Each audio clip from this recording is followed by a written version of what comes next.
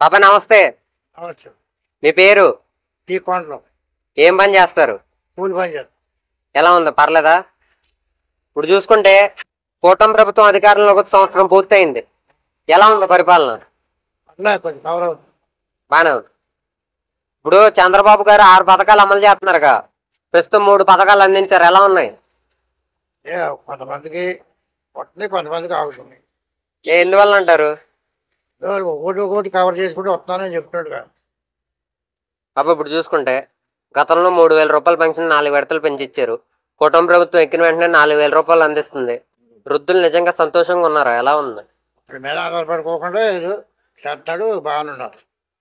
బాబు ఇప్పుడు చూసుకుంటే ఉచిత గ్యాస్ బండ్లు సంవత్సరానికి 3 ఉచిత గ్యాస్ బండ్లు ఇస్తున్నారు.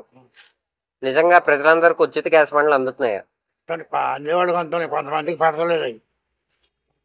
తల్లికి వందనం ఇంట్లో ఎంతమంది పిల్లలు ఉంటే అంతమందికి వేస్తున్నాం అంటున్నారు. వేస్తున్నారా మరి? అందుని చూసుకుంటే ఆగస్టు 15 నుంచి మహిళలకు ఉచిత బస్సు ప్రయాణం అంటున్నారు.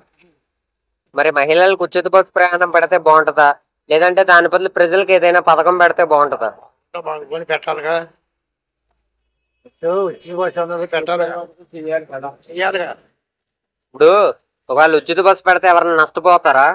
నష్టపోయేది ఏమన్నది, నష్టపోయే వాళ్ళు ఎవరు ఉండరు. ఇప్పుడు చూసుకుంటే బాబాయ్, మీలాంటి కూలి పని చేసుకునే వాళ్ళకి కూటమి ప్రభుత్వం ఏ విధంగా ఆదుకుంటే బాగుంటుంది అంటారు? ఏముంది, నాకైతే పెన్షన్ వస్తుంది. చెప్పు. అది తల ఉంది. నాకు వయసు అయిపోతుంది. ఇల్లు కట్టుకుంటాక మన దగ్గర ఏమి లేవు.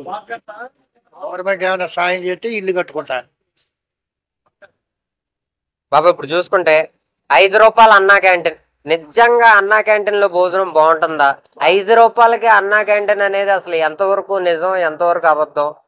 5 రూపాయలకి నిజంగా అంత నాణ్యంగా మీ కడుపు నిండా భోజనం పెడుతున్నారా? చెప్పండి. ఓకే, బాగానే ఉంది. భోజనం కూడా బాగానే ఉంది. సరే బాబాయ్.